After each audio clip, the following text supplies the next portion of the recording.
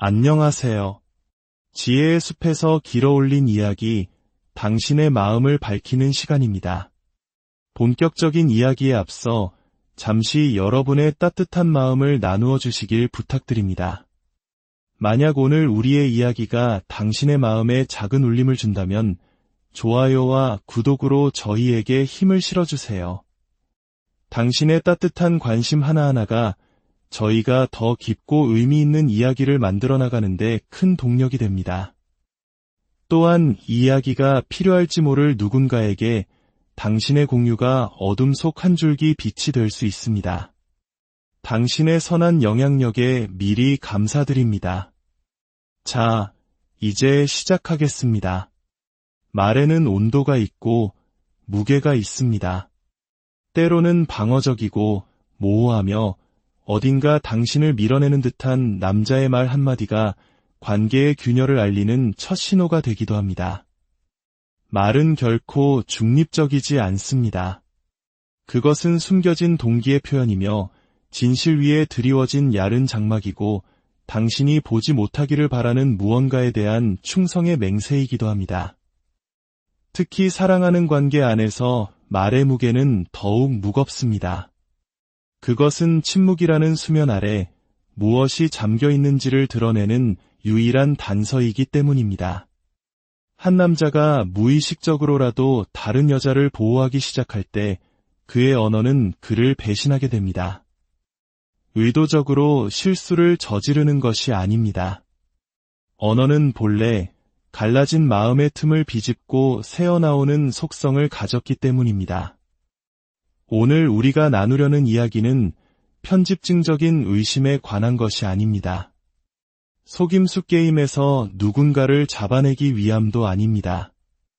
이것은 관계의 우선순위가 어긋났음을 알리는 언어의 패턴을 인지하고 우리 자신을 보호하는 지혜에 관한 이야기입니다. 한 남자가 당신과의 약속 바깥에 있는 누군가를 감싸기 시작할 때 그의 충성심은 미묘하게 그러나 분명하게 이동합니다. 지금부터 우리가 들여다볼 표현들은 단순한 변명이 아닙니다. 그것은 분열된 충성심을 드러내는 심리적 지표입니다. 만약 당신이 이 신호들을 알아차리지 못한다면 당신의 가치는 서서히 폄하되고 당신의 신뢰는 무시당하는 관계 속으로 더 깊이 걸어 들어가는 위험을 감수해야 할지도 모릅니다. 첫 번째 신호입니다. 남자가 방어적인 말투로 이렇게 말할 때입니다. 그냥 친구야. 물론 세상에는 건강하고 아름다운 남녀 간의 우정이 존재합니다. 하지만 그의 목소리에 날카로운 방어의 칼날이 서려 있다면 당신은 잠시 멈춰서서 스스로에게 질문해야 합니다. 왜 이토록 단순한 해명에 그토록 강한 힘이 실려 있는 것일까? 진실한 우정은 공격이라는 방패를 필요로 하지 않습니다. 건강한 관계는 투명함 속에서 꽃을 피우며 숨길 것이 없을 때에는 그토록 나를 세워 방어할 필요도 없습니다. 하지만 그가 그냥 친구야 라는 말과 함께 내가 너무 예민한 거야. 왜 그렇게 과민 반응해? 라며 당신의 감정을 묵살한다면 그 말은 더 이상 우정의 진실성에 관한 것이 아니게 됩니다. 그것은 당신의 직감을 깎아내리고 당신의 목소리를 잠재우며 그의 삶 속 다른 누군가의 자리를 보호하기 위한 도구로 전락합니다. 이것이 바로 언어가 진실을 드러내는 순간입니다. 그는 단순히 그녀는 친구다 라고 말하는 것이 아닙니다. 동시에 당신이 느끼는 감정과 직감의 정당성을 기각하고 있는 것입니다. 이는 신뢰를 기반으로 한 관계에서 일어날 수 있는 가장 위험한 일 중 하나입니다. 이 말의 기저에는 이중적인 소통 전략이 깔려 있습니다. 표면적으로는 당신의 의심을 잠재우려는 순수한 선언처럼 보입니다. 하지만 그 이면에는 당신이 본능적으로 감지한 무언가로부터 당신의 주의를 돌리려는 계산이 숨어 있습니다. 관계에서 직감은 망상이 아닙니다. 그것은 수없이 많은 미세한 관찰들이 축적된 결과입니다. 목소리의 톤, 사소한 몸짓, 일상의 미묘한 변화들, 당신의 이성이 그것을 언어로 정리하기 전부터 당신의 마음과 영혼이 먼저 기록하는 데이터입니다. 남자가 당신에게 과민 반응한다고 말할 때 그는 당신의 걱정을 해소시켜주는 것이 아닙니다. 그는 당신에게 스스로를 불신하도록 가르치고 있는 것입니다. 그리고 일단 당신이 자신의 판단을 의심하기 시작하면 그는 이야기의 모든 주도권을 쥐게 됩니다. 심리학에서 말하는 가스라이팅의 한 형태이며 당신이 현실을 정확하게 인지하는 능력에 대한 자신감을 서서히 파괴하는 교묘한 과정입니다. 만약 그 우정이 정말로 순수하다면 어땠을까요? 숨길 것이 없는 남자는 당신의 감정을 축소할 필요가 없습니다. 오히려 투명함을 통해 당신을 안심시킬 것입니다. 그 친구를 당신에게 자연스럽게 소개하고 그 존재가 관계에 아무런 해가 되지 않음을 명확히 보여줄 것입니다. 당신의 질문에 위협을 느끼는 대신 그의 열린 태도는 모든 의심을 녹여버릴 것입니다. 신뢰는 숨기는 것이 없을 때 더욱 강해지기 때문입니다. 하지만 그냥 친구야 라는 말이 방어적으로 내뱉어질 때 그것은 그가 불필요한 걱정으로부터 당신을 보호하는 것이 아님을 드러냅니다. 그는 당신의 시선과 의심으로부터 그녀를 보호하고 있는 것입니다. 이 차이는 결정적입니다. 그의 마음속에서 그녀의 평판, 그의 삶에서 그녀가 차지하는 역할, 그리고 그녀의 편안함이 당신의 마음의 평화보다 더 중요해졌다는 의미이기 때문입니다. 그것이 바로 그 짧은 문장 속에 숨겨진 말없는 배신입니다. 두 번째 신호는 이렇습니다. 내가 모든 걸 알 필요는 없잖아. 언뜻 들으면 사생활을 존중해달라는 합리적인 요구처럼 들릴 수 있습니다.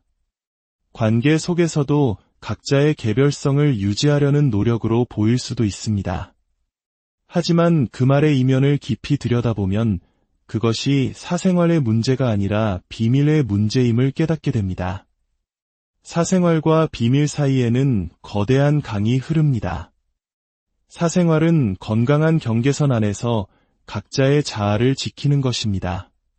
하지만 비밀은 만약 드러났을 때 관계에 치명적인 손상을 입힐 무언가를 의도적으로 숨기는 행위입니다.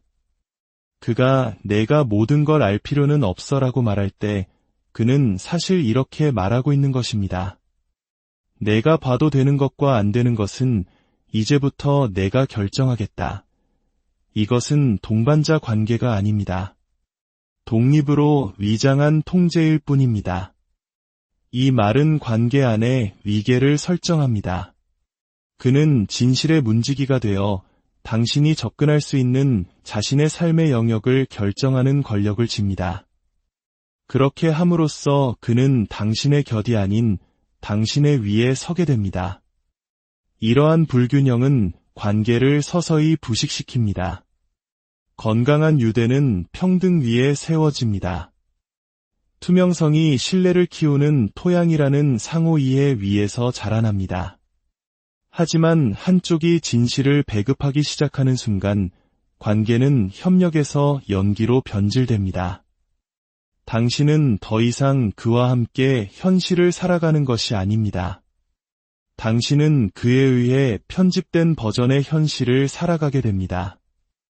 그리고 그 버전에서는 그가 드러내기에 너무 위험하다고 판단하는 모든 것이 제외됩니다. 바로 이 지점에서 다른 여자가 그림자처럼 등장합니다.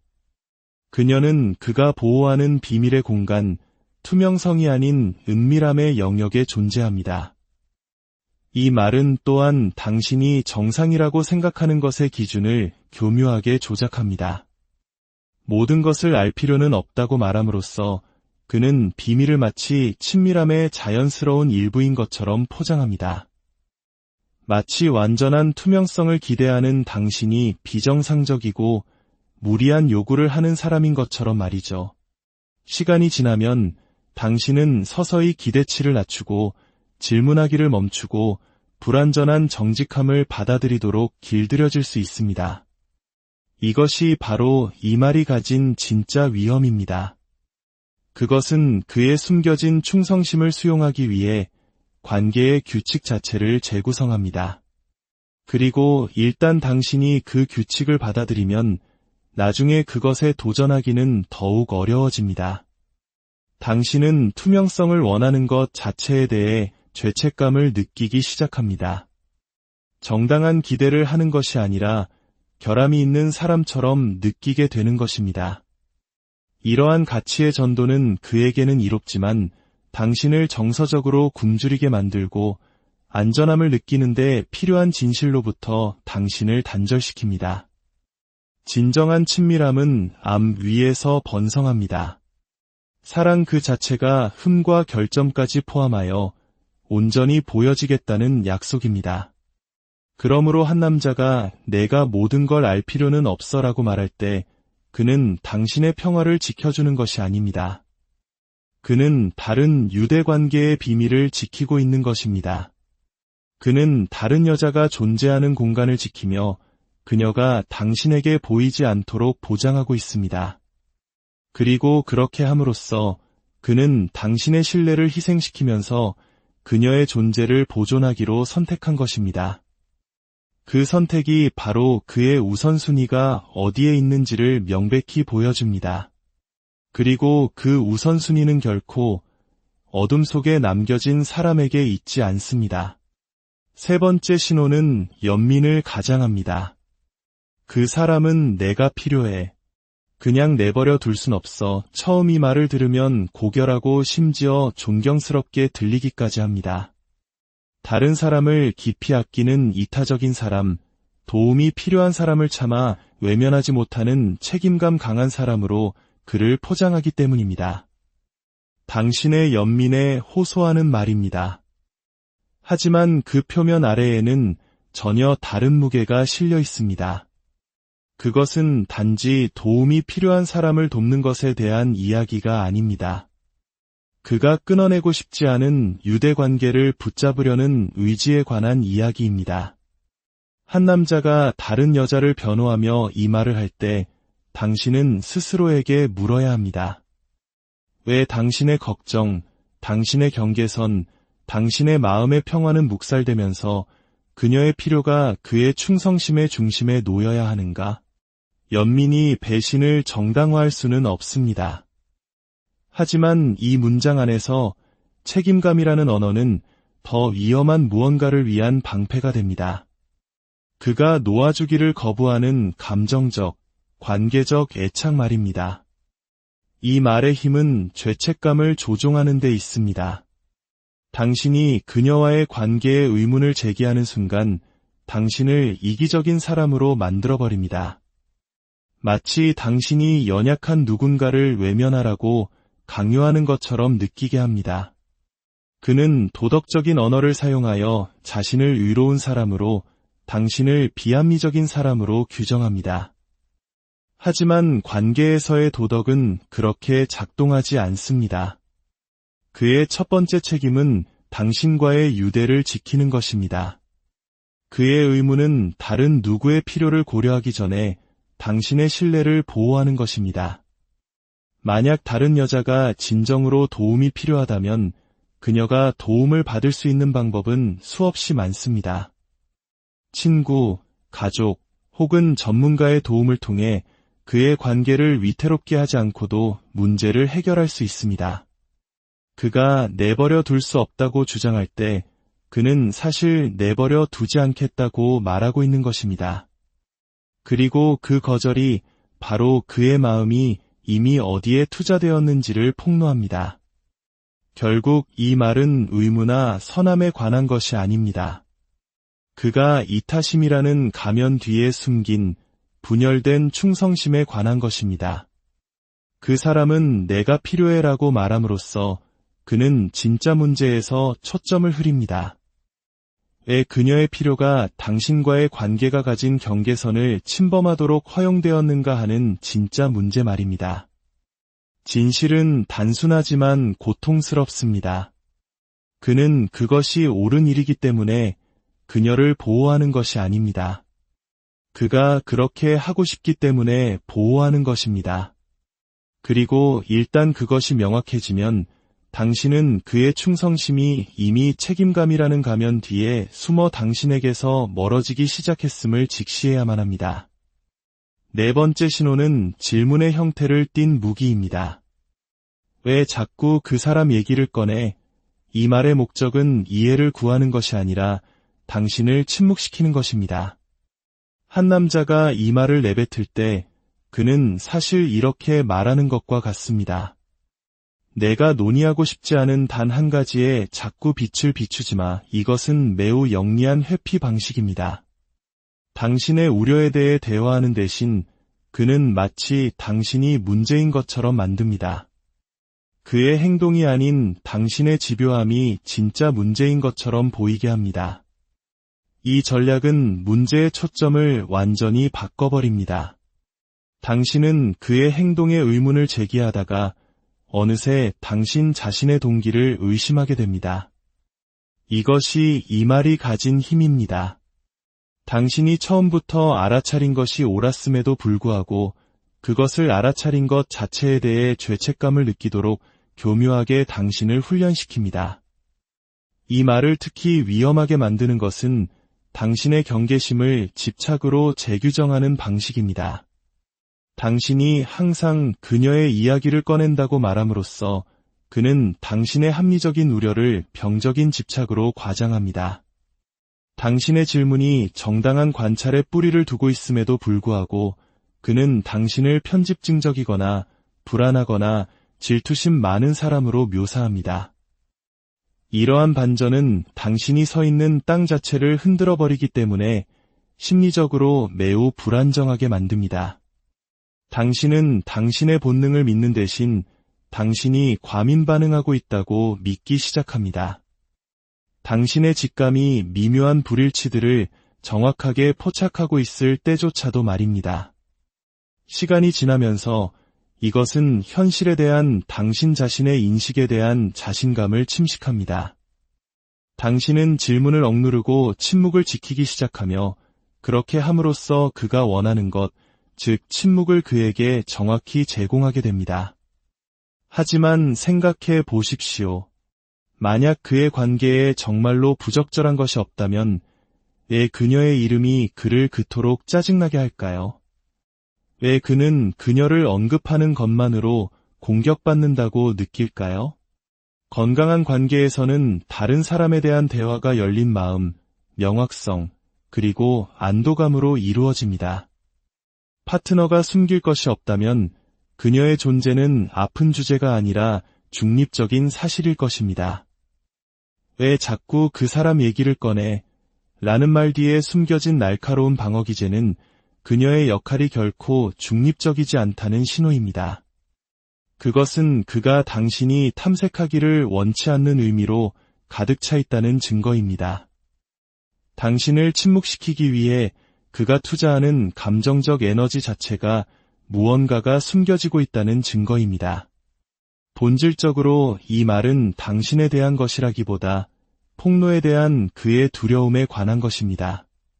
그는 당신이 그녀의 이름을 꺼낼 때마다 자신이 필사적으로 보호하려는 진실에 한 걸음 더 다가선다는 것을 알고 있습니다.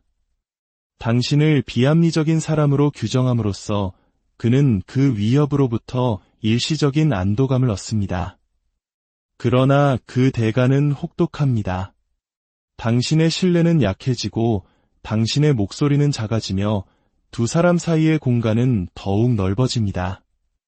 다섯 번째 신호는 가장 깊은 상처를 남기는 말일 수 있습니다. 그 사람은 내가 모르는 나를 알아줘. 이 말은 다른 여자를 방어하는데 그치지 않습니다. 당신을 깎아내리면서 그녀를 격상시키기 때문입니다. 이 말은 즉시 친밀함의 위계를 만들어내고 신성하게 느껴지는 영역, 즉 그가 인정받고 가치 있게 여겨지며 지지받는다고 느끼는 영역에서 그녀를 당신보다 위에 놓습니다. 이 말을 듣는 것은 마치 당신의 자리를 빼앗긴 듯한 느낌, 당신이 맡아야 할 역할을 다른 누군가에게 내어준 듯한 느낌을 줍니다. 이 말이 그토록 파괴적인 이유는 그것이 당신의 신뢰뿐만 아니라 당신의 가치감까지 공격하기 때문입니다. 그것은 당신을 부족한 사람으로 만듭니다. 그가 그녀에게 끌리는 이유가 그의 선택이 아니라 당신의 부족함 때문인 것처럼 말입니다. 그러나 이 말 속에 숨겨진 진실은 당신이 그를 이해하지 못해서가 아닙니다. 그가 당신에게 온전히 취약해지기를 거부하기 때문입니다. 진정한 친밀함은 결코 쉽지 않습니다. 인내와 정직, 그리고 자신의 결점을 드러낼 용기가 필요합니다. 종종 이 말을 하는 남자들은 진정한 이해를 구하는 것이 아닙니다. 그들은 책임감 없는 위안을 찾고 있는 것입니다. 다른 여자에게 그는 도전받지 않을 수도 있습니다. 그는 그녀에게 인정받는 자신의 모습만을 보여주고 그를 인간으로 만드는 어두운 진실, 갈등, 모순은 조심스럽게 숨길 것입니다. 그래서 그녀는 그를 이해합니다. 그녀가 당신보다 더 능력이 뛰어나서가 아니라 그녀가 오직 편집된 버전의 그에게만 노출되기 때문입니다. 이 말이 가진 심리적 위험은 관계 내에서 당신의 정체성을 불안정하게 만드는 방식에 있습니다. 그것은 당신이 그를 더 잘 이해할 수 있다는 것을 증명하기 위해 경쟁하도록 압력을 가합니다. 그러나 실제 문제는 당신의 노력 부족이 아니라 그의 분열된 충성심입니다. 당신을 그녀와 비교함으로써 그는 관계 외부의 누군가에게 감정적으로 투자하기로 선택했다는 더 깊은 진실로부터 주의를 돌립니다. 그가 다른 곳에서 이해받는다고 느끼는 바로 그 사실이 그가 이미 감정적이든 아니든 경계를 넘었다는 증거입니다. 그리고 감정적 분류는 관계의 핵심적인 친밀함을 당신에게서 멀리 이전시키기 때문에 육체적 분류만큼이나 파괴적입니다. 마지막 신호는 가장 흔하지만 가장 기만적인 말 중 하나입니다. 내가 생각하는 그런 거 아니야. 표면적으로는 안심시키는 말처럼 들립니다. 당신의 의심을 진정시키고 불필요한 갈등을 막으려는 시도처럼 보입니다. 하지만 더 깊이 들여다보면 그것이 진실의 진술이 아니라 주의를 돌리기 위한 연막임을 깨닫게 됩니다. 그것은 당신의 질문을 지연시키고 당신이 이미 내린 결론을 의심하게 만들며 해석의 힘을 다시 그의 손으로 가져가기 위해 고안된 말입니다.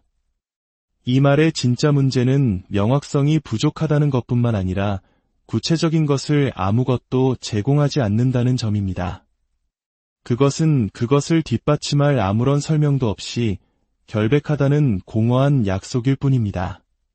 그럼에도 불구하고 많은 사람들이 그것을 받아들입니다. 왜냐하면 그것은 희망, 관계를 믿고 싶은 욕구, 배신을 발견하는 고통을 피하고 싶은 갈망에 호소하기 때문입니다. 내가 생각하는 그런 거 아니야 라고 말함으로써 그는 실제로 잘못을 부인하지 않습니다. 그는 단지 당신의 인식을 결함이 있는 것으로 재구성할 뿐입니다. 그는 문제를 그의 행동이 아닌 당신의 상상력 탓으로 돌립니다. 이는 당신을 방어적인 위치로 몰아넣고 스스로를 의심하게 만듭니다. 어쩌면 내가 본 것을 잘못 해석했을지도 몰라. 그 메시지, 그 전화, 그 늦은 밤의 만남은 어쩌면 정말 순수했을지도 몰라. 그리고 그 망설임이 순간 그는 책임을 지지 않고 다른 여자를 계속 보호할 더 많은 시간을 확보합니다. 만약 당신이 주에 깊게 듣는다면 이 말 뒤에는 거의 항상 진정한 설명이 따르지 않는다는 것을 알게 될 것입니다. 그는 그것이 실제로 무엇인지는 거의 말하지 않고 단지 그것이 무엇이 아닌지만 말합니다. 그 명확성의 부재 자체가 위험 신호입니다. 건강한 관계에서 오해는 개방성을 통해 해결됩니다. 무언가가 정말로 당신이 생각하는 것이 아니라면 증거와 확신을 가지고 세부 사항을 명확하게 설명할 수 있습니다. 그러나 그가 구체적인 것을 피한다면 그것은 진실이 드러나기에는 너무 위험하다는 것을 의미합니다. 결국 내가 생각하는 그런 거 아니야 라는 말은 이안보다는 통제에 가깝습니다. 그것은 당신의 본능에 의심을 던지고 당신을 그의 현실 버전에 의존하게 만들므로써 그에게 우위를 줍니다. 그러나 현실은 말로 지워질 수 없습니다. 당신의 직감이 비명을 지르고 비밀의 패턴이 계속된다면 그 말은 당신의 시야를 가리기 위해 세워진 벽에 지나지 않습니다. 냉혹한 현실은 이것입니다. 한 남자가 투명한 정직함 대신 공허한 안심의 말을 사용하기로 선택했다면 그것은 그가 보호하고 있는 진실이 그의 분열된 충성심을 폭로할 것이기 때문입니다. 그리고 그가 비밀리에 보호하고 있는 그 여자는 당신의 침묵으로부터 가장 큰 이익을 얻는 사람입니다. 당신의 직감은 침묵시켜야 할 적이 아닙니다. 그것은 당신의 가장 오래되고 현명한 친구입니다. 그 목소리에 귀를 기울이십시오. 그 목소리는 언제나 당신을 진실로, 그리고 당신이